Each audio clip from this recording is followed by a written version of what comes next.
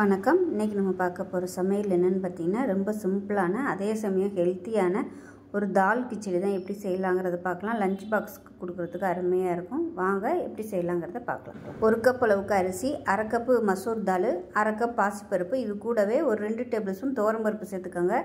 இது எல்லாத்தையும் நல்லா கழுவிட்டு 20 நிமிஷம் ஊற வச்சுக்கலாம். இப்போ ஒரு குக்கர் எடுத்துக்கலாம். தேவையான அளவுக்கு எண்ணெய் விட்டுருக்கேன். எண்ணெய் சூடாகட்டும். இப்போ எண்ணெய் சூடானதும் 1 டீஸ்பூன் கடுகு சேர்த்துக்கலாம். அதில் 1 டீஸ்பூன் போல் சீரகம் சேர்த்துக்கலாம். கருவேப்பிலை சேர்த்துக்கலாம். மீடியம் சைஸாக பெரிய வெங்காயம் நீளமாக நறுக்குனதை சேர்த்துக்கலாம்.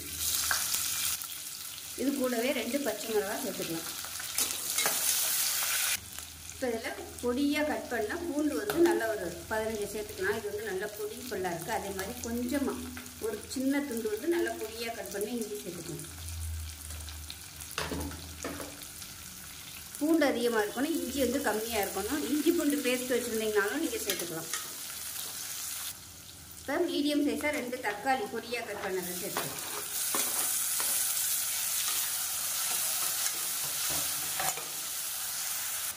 மஞ்சத்தூள் கொஞ்சமாக சேர்த்துக்கலாம்.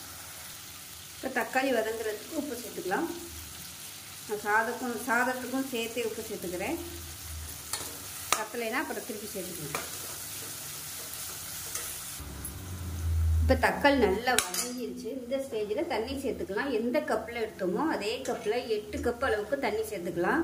நான் அரிசி 1 கப்பு, பருப்பு 1 கப்பு, மொத்தம் 2 கப்புக்கு 8 கப்பு தண்ணி சேர்த்துக்கலாம். தண்ணி நான் சூடு பண்ணிட்டு சேர்த்துருக்கேன். தண்ணி கொதிக்க ஆரம்பிக்கட்டும். கொதிச்சதுக்கப்புறமா நம்ம அரிசி பருப்பை சேர்த்துக்கலாம். நல்லா ஒரு அரை மணி நேரம் ஊறிடுச்சு. எந்த அளவுக்கு ஊறுதோ உங்களுக்கு அந்த அளவுக்கு நல்லா குழைவாக வரும். இப்போ தண்ணி நல்லா கொதிக்க ஆரம்பிக்குது. நம்ம ஊற வச்சுருந்த இந்த அரிசி பருப்பு எல்லாத்தையும் சேர்த்துக்கலாம். காரம் உங்களோட விருப்பத்துக்கு தகுந்த மாதிரி சேர்த்துக்கோங்க. நான் 2 பச்சை மிளகா தான் சேர்த்துருக்கேன். பசங்களுக்கு காரம் பிடிக்காதுங்கிறதுனால அதிகமாக இருந்தால் சாப்பிட மாட்டாங்க. அதனால் 2 பச்சை மிளகா தான் போட்டிருக்கேன். அதுவும் பெருசாக தான் இருக்குது. சின்னதாக இருந்தால் நீங்கள் இன்னும் கூட 4 சேர்த்துக்கலாம். நல்லா கலந்து விட்டுட்டு பெருங்காயத்தூள் சேர்த்துக்கலாம். சேர்த்துட்டு கொத்தமல்லி இலை சேர்த்துக்கலாம். இது ஃபுல் அண்ட் ஃபுல் நீங்கள் நெய்யில் பண்ணுங்கள், நல்லாயிருக்கும். என்கிட்ட நெய் இல்லாததுனால நான் இன்றைக்கி வெறும் எண்ணெய் மட்டும்தான் யூஸ் பண்ணியிருக்கேன். ரொம்ப சிம்பிளான ஒரு ரெசிபி, ஆனால் ரொம்ப ஹெல்த்தியாக இருக்கும். மசூர் தால் ஈஸியாக இப்போல்லாம் டிபார்ட்மெண்ட் ஸ்டோர்லேயே கிடைக்கிது. நார்மல் துவரம்பருப்போட அது ரொம்ப ஹெல்த்தியாக இருக்கும். இன்னொரு டிப்ஸ் சொல்கிறேன். இந்த மசூர் தால் நல்லா வெயிலில் காய வச்சுட்டு நீங்கள் மிக்சியில் போட்டு நல்லா சளிச்சிட்டு டப்பாவில் போட்டு எடுத்து வச்சிங்கன்னா முகத்துக்கு நீங்கள் ஃபேஸ் பேக்காக யூஸ் பண்ணிங்கன்னா உங்களுக்கு நல்லா பிங்க் கலரில் கிடைக்கும். நான் ரெகுலராக யூஸ் பண்ணுறது, அதனால தான் சொல்கிறேன். நல்லாயிருக்கும். சைட் எஃபெக்ட் எதுவுமே வராது. இந்த ஆக்னின்னு சொல்லுவாங்கள்ல, அந்த மாதிரி இந்த பொடுகுனால பொறியாக வரும். அந்த மாதிரி இதுக்கெல்லாம் கூட நீங்கள் இந்த மசூர் தால் பேக்காக யூஸ் பண்ணிங்கன்னா நல்லாயிருக்கும். ட்ரை பண்ணி பாருங்கள், நல்லாயிருக்கும். டிஃப்ரெண்ட்டு. முகமே நல்லா அப்படியே ரோஸ் கலரில் இருக்கும். நீங்கள் முல்தானி மட்டி யூஸ் பண்ணுறதா இருந்தால் அதில் கூட நீங்கள் இதை மசூர் தால் பொடி பண்ணதை சேர்த்து ஃபேஸ் பேக்கை போட்டிங்கன்னா சூப்பராக இருக்கும். இப்போ அதை மூடி வச்சிடலாம். மூடி வச்சுட்டு நல்லா ஒரு 5 விசில் விட்டுட்டு ஸ்டீம் போனதுக்கப்புறம் பார்க்கலாம். இப்போ நல்லா 5-6 விசில் விட்டு ஸ்டீம்லாம் போயிடுச்சு. எப்படி இருக்குன்னு பார்க்கலாம். பார்த்திங்கன்னா இந்த மாதிரி தான் இருக்கும். இது நல்லா மிக்ஸ் பண்ணி விட்டுக்கலாம். ஒருவேளை ரொம்ப தண்ணியாக இருக்க மாதிரி இருந்துச்சுன்னா அடுப்பை ஆன் பண்ணிவிட்டு கொஞ்சம் ஒரு 2 செகண்ட் கொதிக்க விட்டிங்கன்னா நல்லாயிருக்கும். ஆறுச்சுன்னா உங்களுக்கு கரெக்டான பக்குவத்துக்கு வந்துடும். ஏன்னா பருப்பு தானே ஆற கெட்டியாகிட்டே வரும். இப்போ பாருங்கள், கலந்து விடவும் நல்ல ஒரு சூப்பரான கன்சிஸ்டன்சிக்கு வந்துருச்சு. இது ஆறுச்சுன்னா உங்களுக்கு அருமையாக வந்துடும். நல்ல ஒரு வாசனை இருக்குது. அவ்வளோதான்.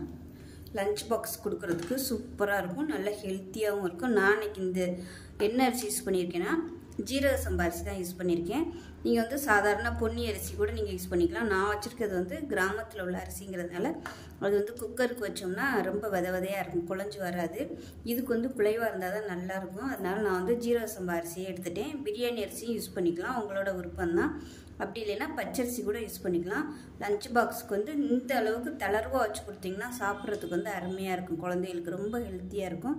ஏன்னா எல்லா பருப்புமே போட்டிருக்கோம். நம்ம பாசி பருப்பு இருக்குது, துவரம் பருப்புலேயே 2 விதமான துவரம் பருப்பு சேர்த்துருக்கோம். ரெண்டுமே நல்லா ஹெல்த்தியாகவும் இருக்கும்.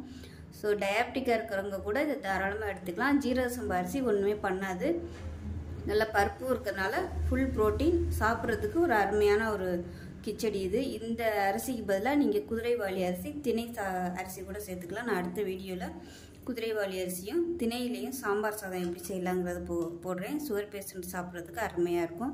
ஸோ அவ்வளோதான். இதே மாதிரியே செஞ்சு பாருங்கள். செஞ்சு பார்த்துட்டு எப்படி வந்துச்சுங்கிறத சொல்லுங்கள். வீடியோ பிடிச்சிச்சின்னா லைக் பண்ணுங்கள், கமெண்ட் பண்ணுங்கள், சேனலை சப்ஸ்கிரைப் பண்ணுங்கள், பக்கத்தில் உள்ள பெல் பட்டனையும் ப்ரெஸ் பண்ணுங்கள். நன்றி.